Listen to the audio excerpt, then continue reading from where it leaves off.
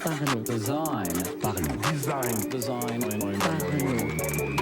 Salut, c'est Romain, bienvenue dans un nouvel épisode du podcast Parlons Design dans lequel je vais te parler d'un concept, le fluid design.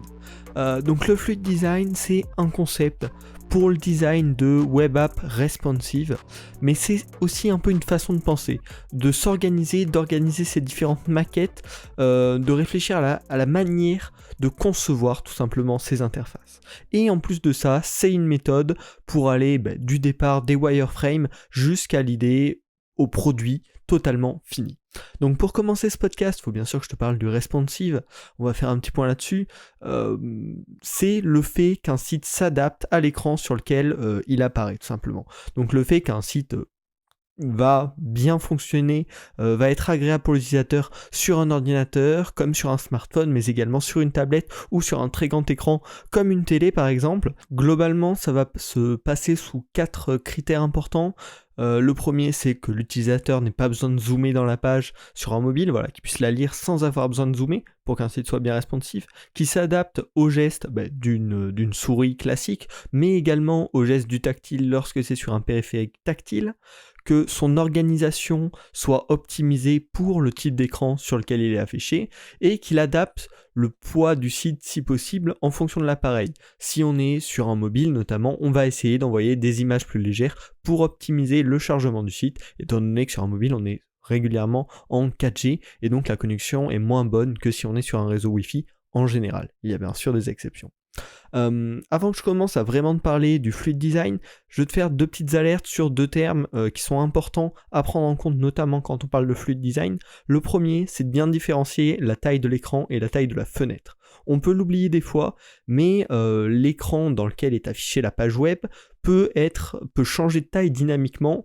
Sur un ordinateur par exemple, on peut tout à fait changer la taille de la fenêtre, mais également désormais ça c'est de plus en plus sur les tablettes où on peut mettre plusieurs applications lancées en même temps et du coup des tailles du navigateur internet qui varient, mais également sur les mobiles de grande taille qui permettent également le multitâche.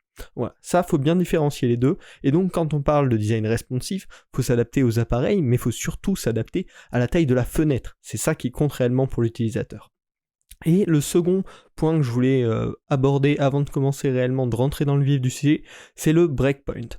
Donc ce que j'appelle un breakpoint, c'est une taille à partir de laquelle on change le type d'affichage, on change quelque chose dans l'affichage. Donc c'est un point de cassure, mais c'est un peu moche en français, qui va faire qu'à partir de cette taille-là, par exemple, en dessous de cette taille-là, on va l'afficher comme ça, alors qu'avant, on l'affichait d'une autre manière.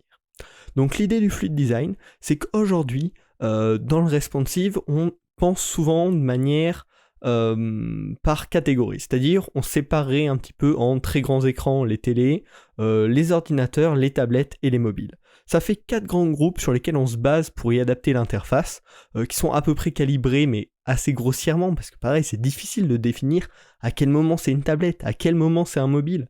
Donc voilà, c'est des termes globaux comme ça, qui sont pas très précis, qui sont un petit peu aléatoires, et qui ce phénomène de complexité s'amplifie encore. Car aujourd'hui, les écrans, les tailles d'écran se rejoignent, c'est-à-dire qu'entre un petit ordinateur et une grande tablette, la tablette va être plus grande que le petit ordinateur. Entre un très grand mobile et une petite tablette, pareil, ça va se rapprocher. Et du coup, voilà, il y a vraiment cette confusion, cette grosse disparité à travers les catégories. Pareil, entre un tout petit mobile, un iPhone 4 de l'époque et aujourd'hui un iPhone 10 Plus Max, je sais plus exactement comment il s'appelle, un iPhone 11 Max, bref, avec un écran qui est peut-être 2 fois plus grand qu'à l'époque, c'est la même catégorie, c'est un téléphone mobile, et pourtant les 2 utilisateurs n'auront pas du tout la même expérience. Donc c'est pour ça que le fluid design, il propose que au lieu qu'on pense en groupe, en catégorie, on pense en taille de fenêtre. On oublie le périphérique, qui finalement n'a pas forcément d'intérêt, c'est plus une généralité, et on pense en taille de fenêtre. On peut leur donner un nom large, moyen et petit, mais l'idée c'est que les breakpoints, ils soient choisis sur mesure selon les besoins exacts du projet. On ne se dise pas sur tablette ça va apparaître comme ça, mais en dessous de telle largeur d'écran, on va l'afficher comme ça. Ça permet en plus de gérer les fenêtres d'ordi ou de tablette ou le multitâche, voilà, où les fenêtres se changent de taille, peuvent être changées de taille par l'utilisateur. de manière plus intelligente. Et ça permet surtout une meilleure communication à travers l'équipe. Voilà, ce que je disais par rapport, par exemple, entre un petit ordi et une tablette, ça se confond. Quand on dit à notre équipe, ça va être sur tablette, le site web doit rendre comme ça. Qu'est-ce qui calibre de tablette? Comment ils définissent à partir de telle taille, à partir de tel truc, on va dire que c'est une tablette. Et ça, c'est un gros point de blocage, et du coup le fluid design permet de débloquer ça en fait. On va faire une communication en disant en dessous de 800 pixels de largeur, on affiche ce tel élément de telle manière, alors qu'au-dessus on l'affiche de telle manière. Ça va vraiment être le but, voilà, de trouver des breakpoints qui sont adaptatifs et qui se perfectionnent pour chaque projet. C'est pas selon un modèle prédéfini, par exemple, on a dit, les téléphones, c'est en dessous de, je dis une taille complètement bidon, 600 pixels de large et 600 de haut et 300 de large, et on fait comme ça. Non, là on va juste se dire, en dessous de telle largeur d'écran, ça rend pas bien, donc à partir de 650 pixels, on va l'afficher comme ça, parce que c'est nécessaire, tout simplement. Donc, la méthode pour un bon projet en fluid design, ça va être la première étape côté design, de designer pour le plus petit écran et le plus grand écran. Comme ça, vous avez les deux extrêmes.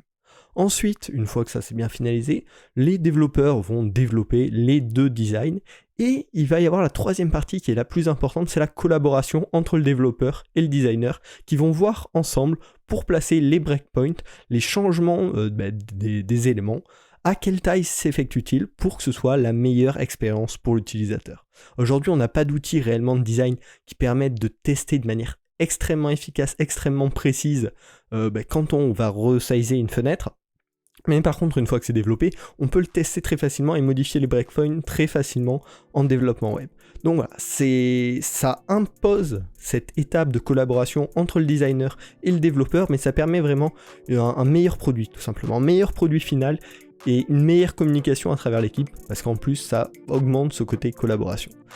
J'aime vous en parler dans les podcasts, le fait que la collaboration, la connaissance du développement pour le designer et inversement, c'est important, et avec une méthode de fluid design comme celle-ci, c'est encore plus important, et puis de toute façon vous allez être obligé d'être tiré vers ce point-là. Donc j'espère que le fluid design t'a intéressé. Si tu veux plus de détails, si je n'oublie pas, je mettrai le lien de l'article qui parlait de ce sujet, qui m'a inspiré ce sujet, dans la description du podcast. Et puis n'hésite pas à suivre le podcast si cette idée t'a inspiré. On se retrouve la semaine prochaine pour un nouvel épisode du podcast Parlons Design. Salut.